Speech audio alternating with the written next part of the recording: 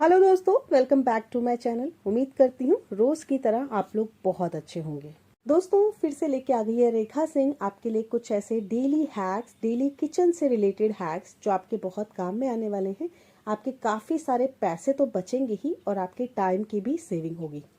तो चलिए फिर इतना सा काम कर लेते हैं कि वीडियो को लाइक और शेयर कर लेते हैं, क्योंकि वीडियोस में जितने भी टिप्स एंड ट्रिक्स मैं आपके साथ शेयर करती हूँ ये बहुत ज़्यादा यूज़फुल होती हैं, काम की होती हैं।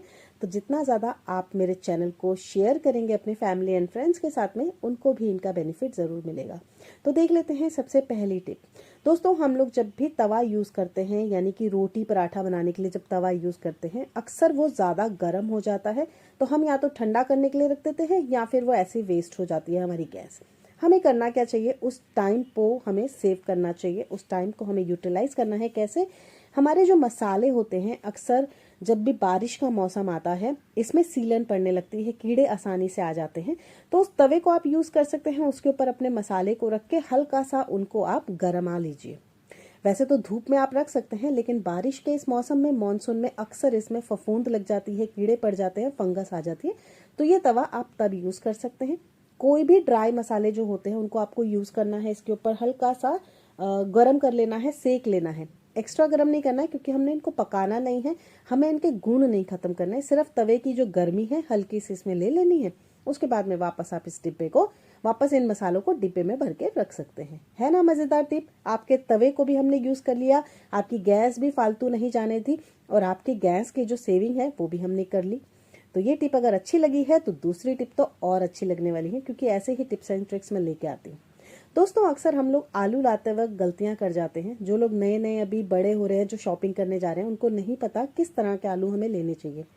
मीठे आलू किसी को अच्छे नहीं लगते हैं, और अक्सर मीठे आलू ही हम ले आते हैं, गलती से ले आते हैं, नहीं पता होता है, अनजाने से। तो क्या करना चाहिए कि हम उन मीठे आलू को लाने से बच सके। वैसे तो ये मैं भी धीरे धीरे सीखी हूँ मेरी सासू माँ के साथ में रह के, क्योंकि मम्मी के यहाँ तो मैं काम करती नहीं थी, मुझे पता नहीं था। लेकिन सासू माँ ने मुझे काफ़ी सारी टिप्स एंड ट्रिक्स दी हैं जो मैं आप लोग के साथ अब शेयर करती हूँ। तो हमें करना क्या चाहिए, जब भी आप अपने घर में आलू लेके आते हैं, ध्यान दीजिए कि वो एकदम सपाट नहीं होने चाहिए, प्लेन नहीं होने चाहिए। उनके ऊपर कुछ ना कुछ इस तरह की लाइंस होनी चाहिए, क्योंकि ये लाइन हमें बताती हैं कि ये आलू मीठा नहीं है। आलू में अगर हल्के हल्की सी क्रैक्स पड़े होंगे, क्रैक्स मतलब खुले खुले, वो फटे हुए क्रैक नहीं, इस तरह के निशान अगर आपको दिख रहे हैं, ऐसे निशान अगर पड़े हैं, तो ये आपके आलू के मीठे ना होने की निशानी है। साथ ही अक्सर इस तरह की गांठ वाले आलू भी हमें मिल जाते हैं, लोग दे देते हैं, ये हमें बिल्कुल नहीं यूज़ करने चाहिए दोस्तों। क्योंकि ये जब गांठ निकल जाती है तो ये आलू हमारे किसी काम का नहीं रहता है। तो हमें इन आलू को नहीं लेना चाहिए।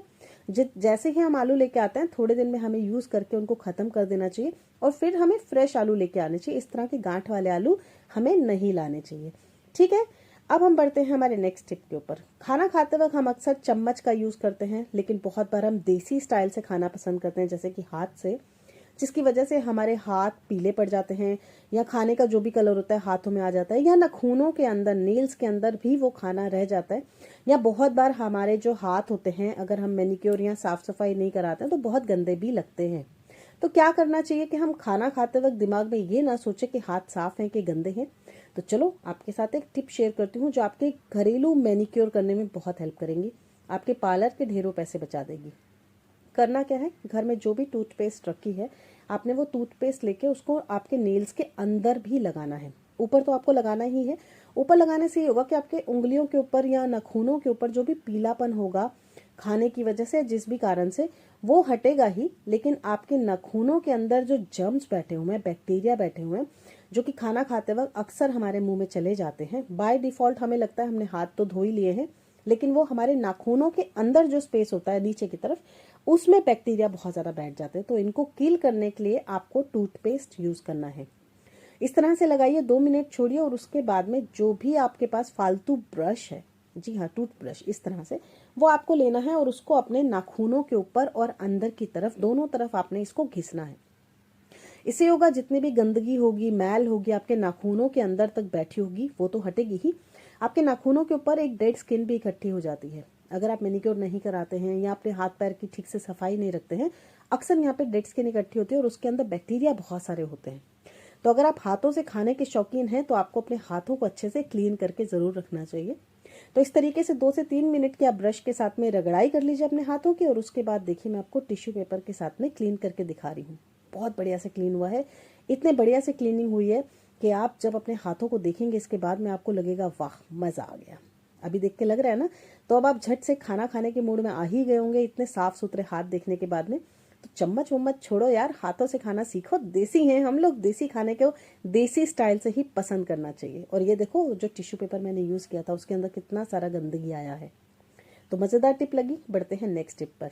देखिए इस तरह से हम लोग के घर में ना अक्सर लकड़ी का जो चाकू होता है वो अक्सर आ जाता है जब हम केक वगैरह लेके आते हैं, और इनको केक कटिंग के बाद में हम लोग फेंक देते हैं, इधर उधर पड़ा होता है। तो भाई मैं तो कुछ नहीं फेंकती हूँ, मैं अपने घर में इन चीज़ों को बहुत सेव करके रखती हूँ, बहुत सारे काम में आते हैं।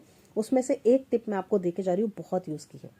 आपको करना क्या है, आपको लेना है कोई भी न्यूज़पेपर या फिर टिश्यू पेपर, हो सके तो टिश्यू पेपर ही लीजिएगा, ज़्यादा अच्छे से काम होगा आपका इसके साथ में। टिश्यू पेपर लेना है आपने, और इस तरीके से जैसे मैं इसके ऊपर इसको फोल्ड कर रही हूँ, लगा रही हूँ, ऐसे ही आपने उस चाकू के ऊपर, लकड़ी का चाकू है इसके ऊपर आपने इसको, लकड़ी का चाकू हो चाहे चम्मच जो भी आपको मिलता है वो आपको लेना है, और इस तरीके से आपने इसको लगा के एक रबड़ बैंड इसके ऊपर लगा देना है। अब क्या किस काम में यूज़ में आएगा वो मैं आपको बताती हूँ आगे, पहले ज़रा मैं इस रबड़ को लगा लेती हूँ।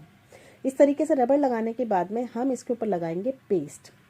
देखिए ये जो पेस्ट होता है ना, टूथपेस्ट, हमारे बहुत सारे काम में आता है, ना सिर्फ दांतों को चमकाने में बल्कि हमारे घर में भी बहुत सारे काम होते हैं जो हमारे इस टूथपेस्ट के साथ में हम कर सकते हैं।